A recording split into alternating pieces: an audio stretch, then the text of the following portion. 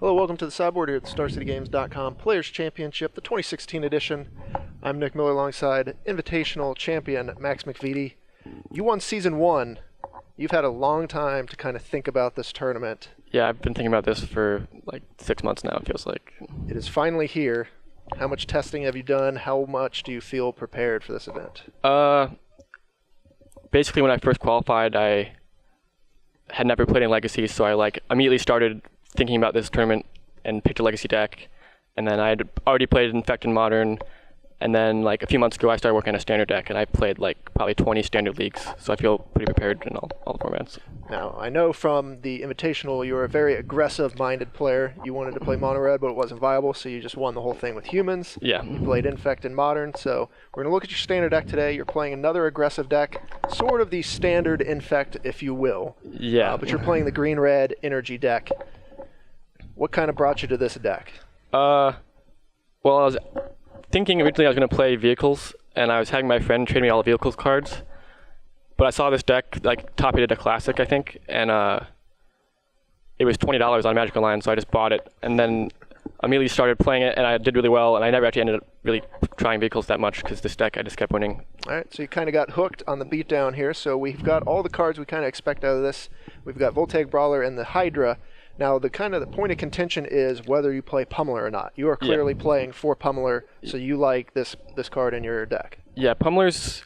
It makes the Marvel matchup really good, and I think Marvel's pretty popular in Standard. Like, if they play Ishkan on 5, you can just 32 them, and 11 toughness from Ishkan is not enough to survive. And I think it's pretty good against vehicles, too, because you can kind of just be faster than them, but it definitely struggles against more controlling decks. Mm-hmm.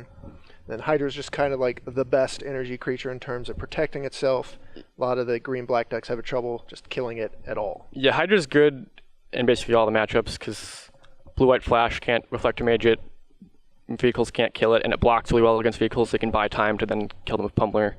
Right.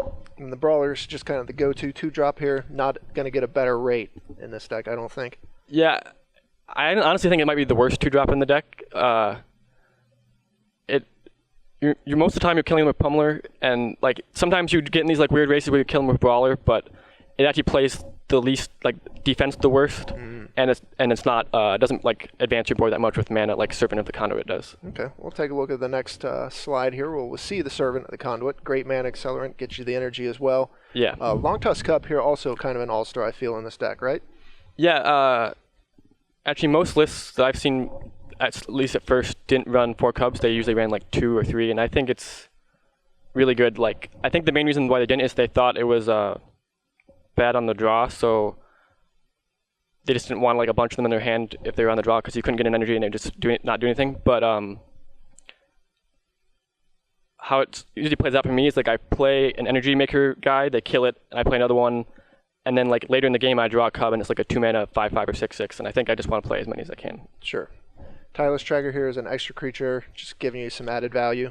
This is sort of just more like a main deck sideboard card. Like, the deck is entirely 4s, and then I just had 59 cards because I was only playing 19 lands, and I really wanted 4 trackers against Delirium and like Jeskai control, and it was the most main deckable sideboard card. Like, I couldn't really main deck a Natural State or something, so basically threw a Tireless Tracker in. Move on to the rest of the deck here. This is kind of the pumping of the creatures, so you know, if the energy creatures are your infect creatures, these are your pump spells.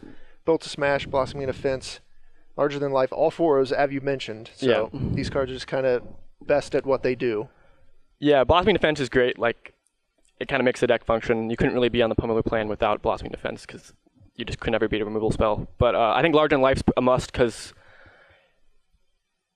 like it combos really well with Pummeler, because you only need 6 energy to make it a 20/20. It combos really well with Bristling Hydra, because it has hexproof, so you just like cast it and you have like a 10/9 trample. And then Build to Smash is the only one that you could really shave. I think it's just the best one. Like, some people play a mix of Uncaged Furies and the one that gives +2/+1 in trample. Adrenaline Rush? Yeah, Adrenaline Rush. But I think this is the best one.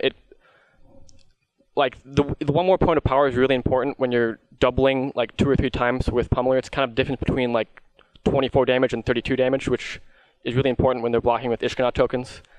And also Built to Smash and Voltaic Brawler comboed pretty well compared to Rush of Adrenaline, because it makes it have like 6 toughness, which can break through a lot more things than. Okay. Now you have no copies of Uncaged Fury. What's the reasoning behind that? I think it's just a really clunky card, and it's only really good if you're combining it with another pump spell, and then it's sort of like a 4 or 5 drop, and it's mostly a 5 drop because if you combine it with Built to Smash on a non-trample guy, I think they can just trump it. So I think it's kind of just like a too explosive. Like, I don't think I need it. I think all the other pump spells are better, and you can't play like a million pump spells in your deck, so I'm just playing the best 12. All right, and then we have Tune with Ether here, kind of gets your energy, get your mana fixing. Harness Lightning is your best removal spell, really your only removal spell. Yeah, it's important to have Answer to Spell Queller, and it also functions as a combo piece as well. Like, you can untap on turn 4 if you only have 3 energy, you Harness Lightning their guy, and you don't spend any energy, and then you cast Larger Than Life and 20 them. Sure. Aether Hub, energy land, you're going to be needing it in this deck. See the rest of the lands here. Have the rest of your green lands, a bunch of forests, some mountains. Move on to the sideboard. Now you've got a bunch of planeswalkers in this deck, in the sideboard, along with the rest of the tireless trackers, as you mentioned. Yeah. Where are the Chandras and the Nissa pulling their weight? Mostly against controlling decks where I want to board out like all the pump spells, because I'm trying to just stick threats and get continuous damage through. I'm not really trying to burst them. So in those matchups, I usually board out all the pump spells and bring in these 7 plus the sideboard basic forest, which, because you raise your curve so much, I would almost like want to play another forest, but okay. These are just really grindy card advantage cards, and they kind of go lower and try to just kill everything you play, and then you almost go bigger than them because you have so much card advantage. Right, you're just trying to out-threat them, yeah. Have something stick, and then have that go the distance. Yeah. All right, take a look at the rest here. We got Natural State, Tears of Valakut, and then this one. I like this one. We have not seen a lot of bring down, or take down, in the metagame, but you have a lot of options to taking down flyers in this format. What brought you to this card? Basically all these 5 cards are for blue-white flash. You want to be able to kill Spell Queller, and you need a lot of answers to flyers because they have Selfless Spirit, so they can protect it. But takedown specifically, like, I could just be playing 3 Tears of Valakut, which is instant speed and also kills bigger things, but the thing that happens a lot playing against them is we have so many 2-drops, and on turn 3, we play a 2-drop and they Spell Queller it, and then you can, for 1 mana, kill a Spell Queller, and then you kind of get ahead on tempo in that way. Okay. So it's really good against Spell Queller in particular when you're trying to double spell. Yeah, like it can't kill Smaller Copter. It's pretty bad against Avacyn, but against specifically Spell Queller, I think it's good. Okay, take a look at the rest here.